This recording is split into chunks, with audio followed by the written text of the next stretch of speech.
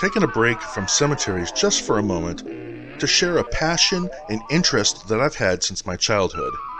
And with that in mind and said, by the looks of my watch, it's officially grave time.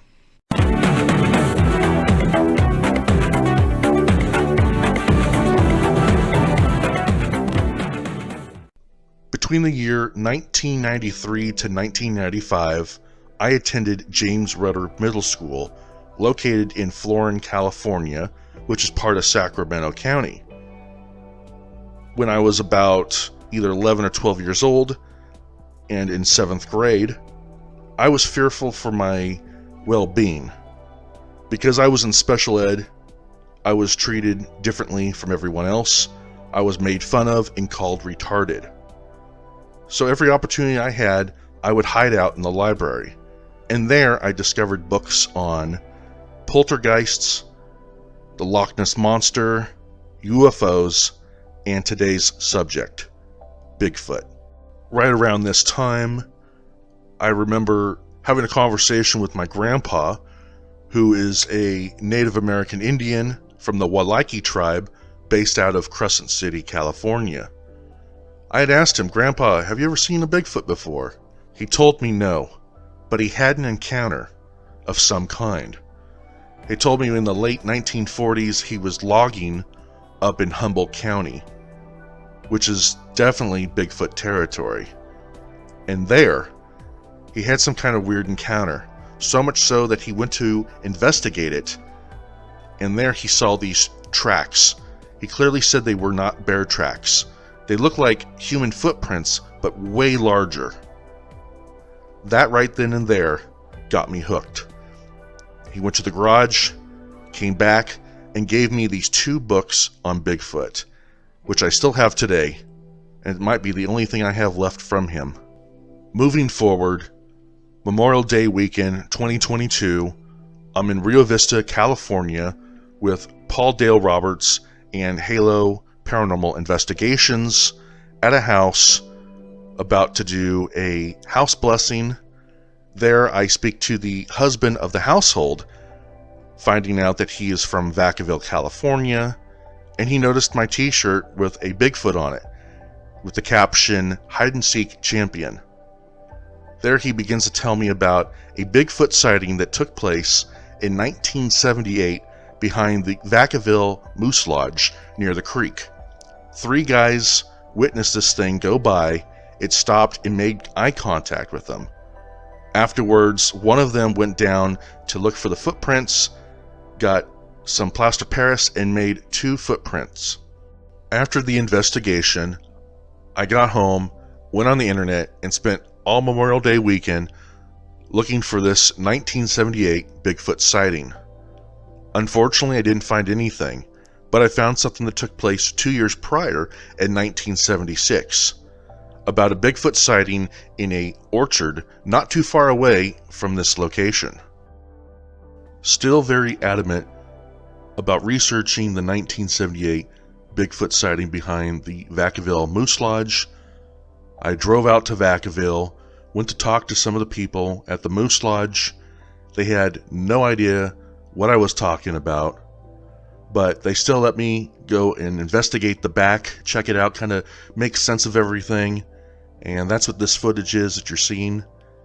And then from there, I drive about 2 blocks away to get really close to Lattice Creek, which happens to run through Vacaville. And this is the pathway that the Bigfoot took, not only in the 1976 sighting, but also in the 1978 sighting. And I just wanted to make sense of it all. I just wanted to see this creek.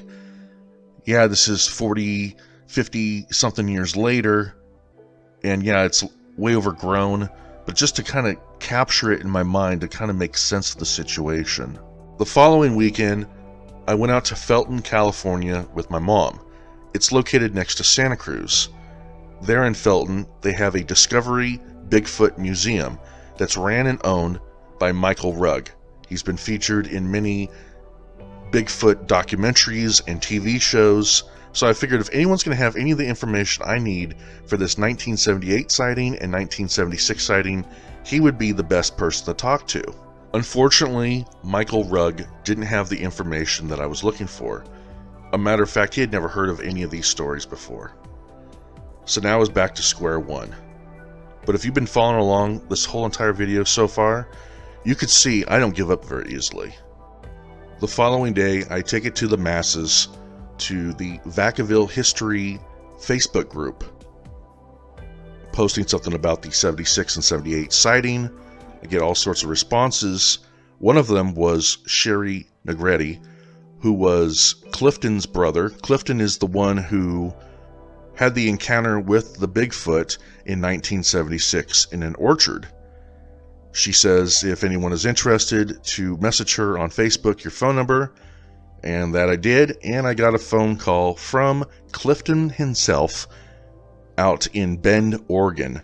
He begins to tell me the whole entire story for about an hour. We talk about all types of stuff. We talk about my fascination with Bigfoot and the fascination with the unknown and the paranormal and all this stuff. And I do believe that he really did see a Bigfoot, because just the detail that he had, it was just so burned in his brain. I can't believe that someone could be holding on to a lie for 40-something years. I just don't see the possibility of that. The following weekend, I take a drive back out to Vacaville, this time to Dennis Drive, where Clifton lived. Now, how this all really goes about is there happens to be a transient of some kind digging through the trash cans. Him and the neighbor kids decide to get on their bikes and chase after him. He goes all the way down to the end of the street where it dead ends into an orchard. There they lose the guy. From there, this is where Clifton has the Bigfoot encounter. So I wanted to go on location and see for myself what I can gather from this. Now, there are no more trees in this orchard. According to the neighbor that I spoke to, all the trees were taken out because they were diseased. They weren't bearing any fruit, so they were taken out. So now you look across this vast field here, and in the distance, you can see Lattice Creek, which is ironically interesting because on the other side of this creek, in this very general area, is the Vacaville Moose Lodge, where the 1978 sighting took place. Coincidence? I think not. Something else that Clifton had told me was the next day he went back to the location of where the Bigfoot sighting was. There he saw some footprints. He ran home and got some plaster Paris that he had to make handprints. It was a common thing back then to make handprints with plaster Paris. So he went back to location and he made a couple footprints. One of them was featured in a newspaper article put out by the Reporter, which is the Vacaville newspaper. Eager to find that newspaper article, I reached out to the Vacaville Heritage Council. There I spoke with Doug via Facebook Messenger. He invited me over and he said we can look for this newspaper article. So I did.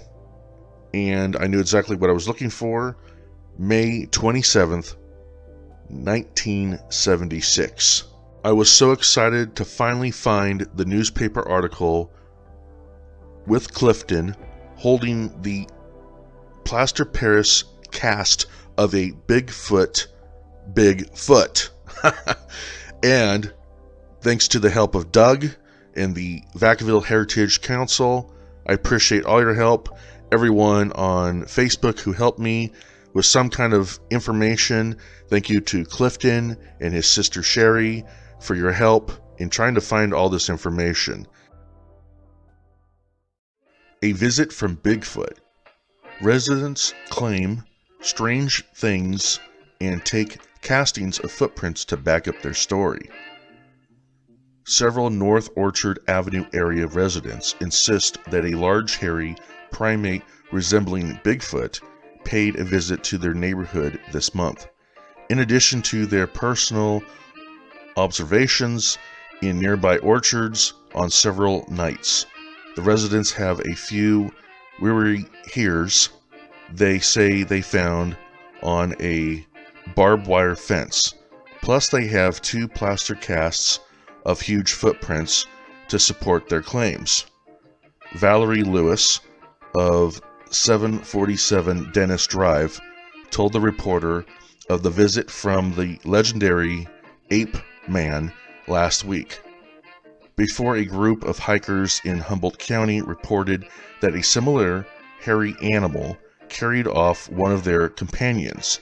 The Redding woman reappeared this week, but Humboldt County authorities labeled the abduction a hoax, saying all previous reports were that the Bigfoot was shy. Mrs. Lewis, one of the adults to report spotting the creature in Vacaville, said he appeared shy, but she was shyer.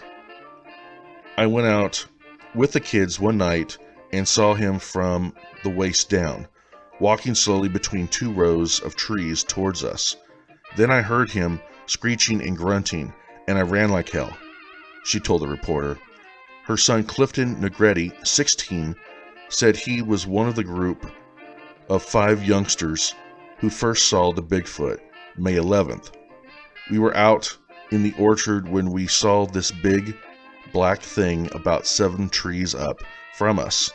It was almost as tall as one of the trees, about 9 or 10 feet. We ran away, Negretti told the reporter. The next day, the youngsters returned to the orchard, he said, and found a huge footprint. He showed what he stated was the plaster cast of the print. The next night, the youngsters heard deep grunts and faint screams coming from the orchard, and the sound of branches snapping. Negretti said, and the next day, he added, they found some long, black, wiry hair on a barbed wire fence between the orchard and Lattice Creek. The following nights produced 5 sightings, including 2 at once, and several more footprints of various sizes, he reported. The large footprints were spaced 72 inches apart, he added. Other neighborhood youngsters who said they saw the Bigfoot included Tim Ferber, 14, of 693 Seville Lane, Tim Dennis, 13, of 330 Woodside Circle, and Jack Coley, 15, of 537 Marbell Lane. They waited some time to report their sightings, they said, because they were afraid no one would believe them. It's still hard for me to believe, and I saw it, but there's just nothing else it could be, Coley told the reporter. Thank you so much for watching this episode of Grave Time. Please be sure to subscribe to my channel and give this video a thumbs up, because I work extra hard on trying to get this information to the masses. And to the people of Vacaville, now you have something else to be proud of besides the nut tree and Papa Roach. You have these Bigfoot sightings. Thank you for watching. God bless you all. Have a wonderful day. Bye.